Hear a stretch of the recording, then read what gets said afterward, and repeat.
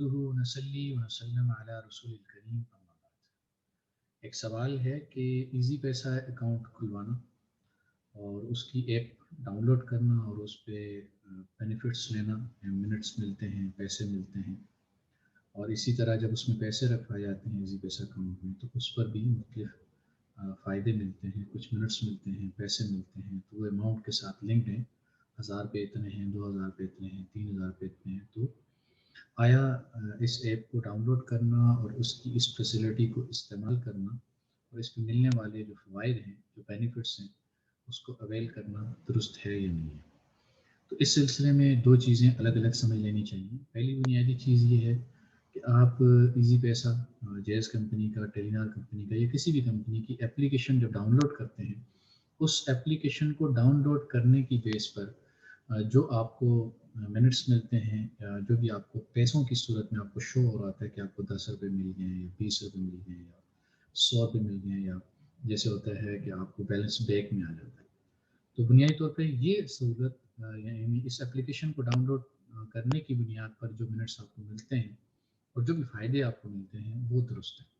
اس میں کوئی حرج نہیں ہے۔ آپ ان کے پلیٹ فارم کو استعمال کر رہے ہیں تو وہ آپ کو ایک گفٹ کر رہے ہیں، وہ گفٹ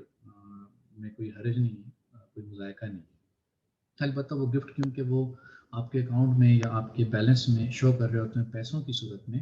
بنیادی طور پہ وہ سروسز کو پیسوں سے تولا جاتا ہے، سروسز کو پیسوں سے سمجھا جاتا ہے، تو اس لیے وہ پیسوں میں ہی دے رہے ہوتے ہیں، یہ نہیں کہہ رہے ہوتے کہ ہم آپ کو منٹس دے رہے ہو،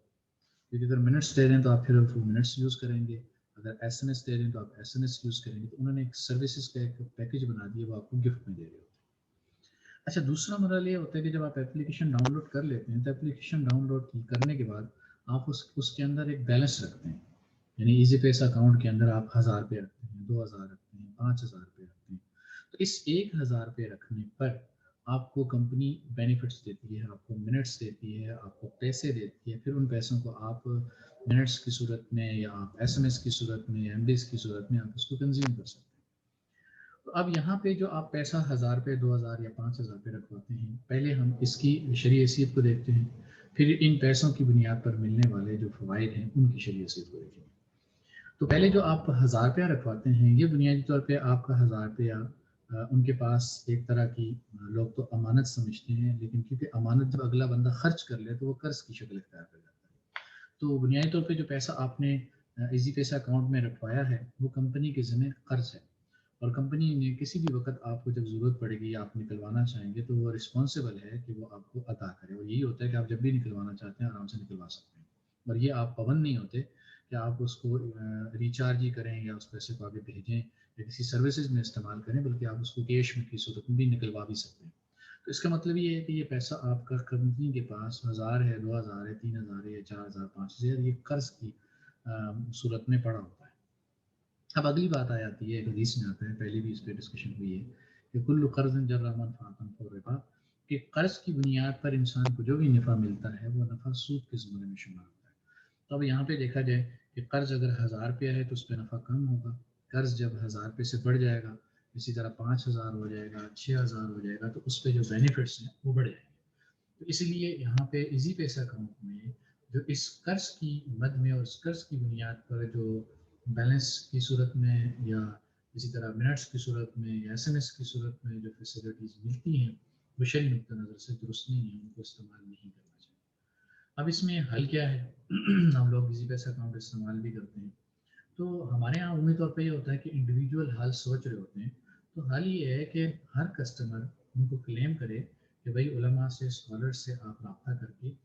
اس ایپ کی جو ہے صحیح صورت بنائیں، اس کوئی صحیح اپلیکیشن بنائیں، اس کی ٹرمز اینڈ کنڈیشنز کو اسلام کے مطابق کریں، یہ اسلامی جمہوریہ پاکستان ہے تو اس کے معاملات کو آپ کو اسلام کے مطابق کرنا چاہیے۔ اور میرا جہاں تک خیال ہے کہ اگر آپ لوگ کوئی بھی اس میں ایفرٹس کریں گے، کوشش کریں گے،